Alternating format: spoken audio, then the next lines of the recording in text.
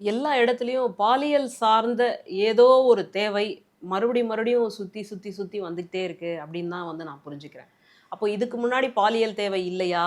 இல்ல இன்னைக்கு வந்து அந்த மாரி ஒரு வாய்ப்புகள் வந்து அதிகமா இருக்கா? அப்படின்ற ஒரு கேள்வி இருக்கு. நீங்க ரொம்ப காலம் காலமா நீங்க எடுத்து பார்த்தீங்க அப்படின்னு சொன்னா, இவுங்க பெரியவங்க படிக்கிற மாதிரியான பத்திரிக்கை அப்டின்னே சிலது வந்து இருக்கும். அப்புறம் இவுங்க பார்க்குற மாதிரியான படங்கள் அப்டின்னே சிலது இருக்கும். நம்ம அத வெளிப்படையா சொல்ல வேண்டியது இல்லன்னு நெனைக்கிறேன். ஏன்னா, ஒரு ஊடகத்தில நெறைய பேர் பார்க்கறதுனால, நான் கொஞ்சம் இதுவாவே சொல்லிட்டு இருக்கிறேன். அப்போ காலம் காலமாக இந்த பாலியல் சார்ந்த சில ஆசைகள் அப்டின்றது ரகசியமாக வந்து வைக்கப்பட்டுட்டுருக்கு.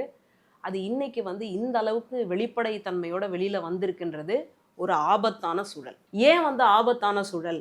அ ஒரு வயசு வரைக்கும் ஒரு மெச்சூரிட்டி அப்படின்னு வந்ததுக்கு அப்புறமா ஒரு நிர்வாணமான ஒரு படங்களை பார்ப்பதோ, அதுவோ ஏற்படுத்தக்கூடிய பாதிப்பை விட, யங்ஸ்டர் அடலசன்ட் ஏஜ் பதின் பருவம் அப்படின்றோம் இல்லையா? அந்த வயசுல பார்க்கக்கூடிய அந்த படங்கள், அவங்களுக்குள்ள ஏற்படுத்தக்கூடிய பாதிப்பு அப்படின்றது ரொம்ப அதிகம்.